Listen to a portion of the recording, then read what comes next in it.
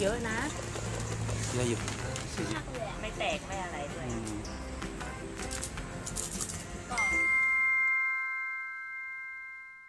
สวัสดีค่ะ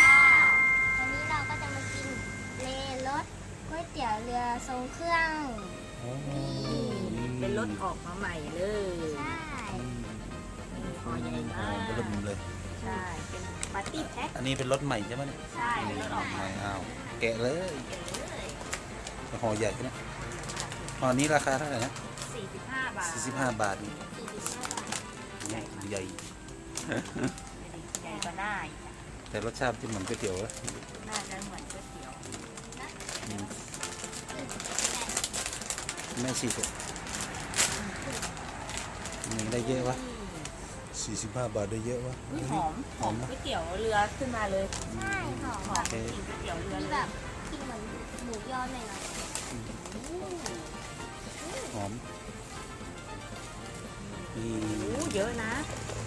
เยอะอยู่45 บาทหมดแล้ว พอยังโอ้โหหมดแล้วข้างหลังดูข้างหลังซองนี่เห็นแล้วปะซองเขาบอกเป็นปาร์ตี้แพ็คสามารถเอาไว้ใช้กินตอนปาร์ตี้งานเลี้ยงได้ลองชิมนี่เหมือนก๋วยเตี๋ยวเรือจริงเปล่ากินหอมก๋วยเตี๋ยวเรือมันออกเค็มกินไหมเค็มมันมีรสเผ็ดชิ้นใหญ่ๆได้เลย เป็นมาเค็มเผ็ดมีเผ็ดนิดๆเหมือนก๋วยเตี๋ยวเรือกินเหมือนไหมเหมือนกินก๋วยเตี๋ยวปะเหมือนกินก๋วยเตี๋ยวแล้วหอมมากเลยเหมือนก๋วยเตี๋ยวที่อบแช่แข็งแล้วเอามากินนั่นไม่มีเส้นนะ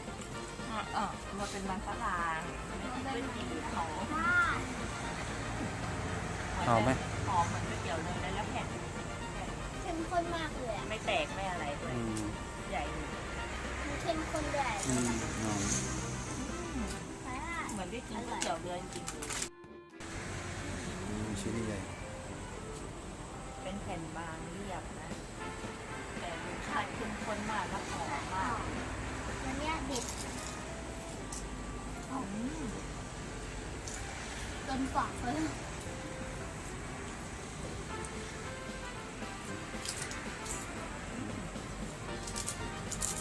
ก็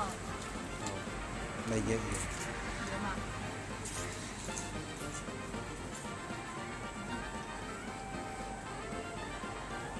เต็มปากเลยอ่ะ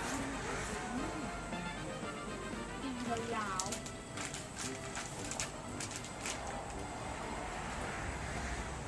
หอมพริกเผาเลยนี่พริกเผาอันนี้กินพริกเผาแล้วกลิ่นพริกทอดพริกทอดอ๋อมันเหมือนทอดใช่